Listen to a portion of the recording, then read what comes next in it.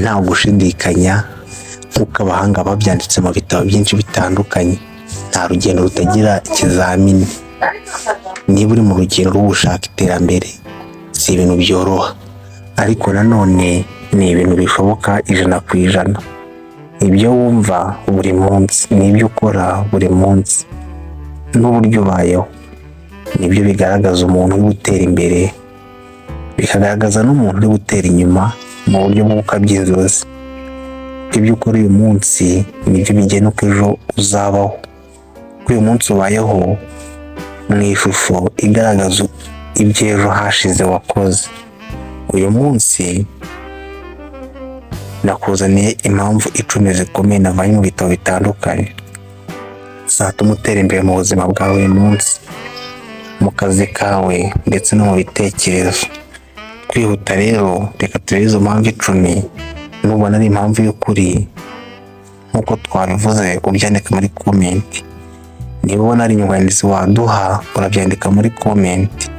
Reka twihute n'impamvu ya mbere. Kugira intego zifite aho zishingira. Umuntu utazi aho ajya, aho ageze hose ahita abihasiga. Intego uri mu buzima ni nka GPS y'ubuzima. Kwihuta n'impamvu ya kabiri. Kwikuramo ibitekerezo bigucira imanza. Urugero, sinabishobora, urundi ni iby'abandi, ibyo ngibyo rwose si ibyanjye.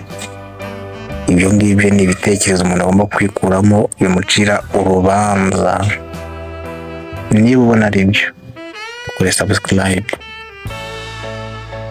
Impamvu ya 4. Gushyira mu bikorwa ibyo wize. Uba kugira ukomeze wumve ibintu, wenda nk'urugero nk'inama y'umunsi sinjye nyine uyikora, n'abandi barazikora, ariko aho kuzumva udafashe inshingano nk'uko wumvishe byakubatse ngo bishyire mu bikorwa, nta kintu biba bimaze. Kwihuta n'impamvu ikurikiraho. Kureba abantu bagusubiza inyuma abihorera.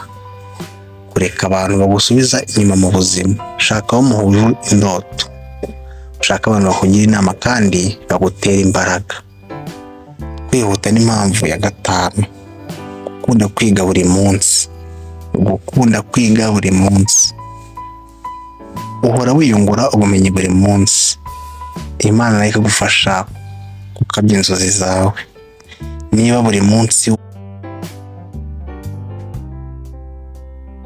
wiga, ukiga ibintu bizima, ugakora twakita mindset graph, ibyo bizatuma hari aho uva hari n'aho ugera. Kwihuta n'impamvu ya 6. Kwemera amakosa no kuyakosora. Iyo uhisemo kumenya aho wibeshye, uhisemo kwihuta kurusha ejo. Impamvu ya 7. Kubaha igihe cyawe. Igihe nicyo mutungo ukomeye ufite. Umuntu ucyubaha ateza imbere buri saha na buri segonda abonye mu buzima bwe. Kwihuta n'impamvu ya 8. Kugira umutima wihangana kandi udacika intege. Iyo ucika intege nta kintu wazageraho. Abatangiye YouTube hari abafite sub zirenga miliyoni, ariko wibuke yuko batangiriye kuri sub 1. Ntabwo yakoze YouTube channel ngo ahita atangiye kuri sub 100, no, yatangiye kuri 1 agenda yubaka ibintu gahoro gahoro kugeza uyu munsi aho mumubona.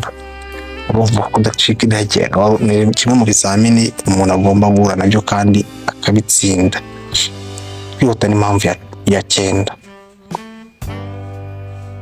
Kwemera abantu bagufitiye akamaro mu buzima bwawe. Kudahishura amabanga y'ibyo umaze kugeraho. Iyo nayo n'indi mpamvu ishobora kwereka umwanzi wawe aho ashobora guca kugira kuguhishe hasi. Kwihuta n'impamvu ya nyuma ariyo ya 10. Kugira isengesho cyangwa umubano wihariye n'Imana. Kuko aho ubushobozi bw'abantu burangirira, niho ubushobozi bw'Imana cyangwa ubufasha bw'Imana niho butangirira. Wowe kora icyo ushoboye, ubundi Imana izakora ibirenze ibyo washaka kubona. Iyi ngiyi ni inama y'umunsi. Ijya kuri Big Win TV. Nawe njyewe ni Cyubahiro. Niba ngibi wabikunze udukore subscribe. niba n'inyunganizi waduha ujye muri comment utwandikire, niba ibyo twakoze nawe nabwo ujye muri comment utwandikire ibyo twakosora, kandi niba wabonye ko ari byo ndakwinginze genda uvuga ati yes you are right, uri mukuri, ibyo uvuga ni ukuri, ibyo uvuga bitwubakira ubuzima, ni ukuri ndabakunda. Niba ari ubwa mbere waduha like, waduha comment, waduha subscribe, byose n'ubufasha. Imana ikongerere, turabakunda. Ciao ciao.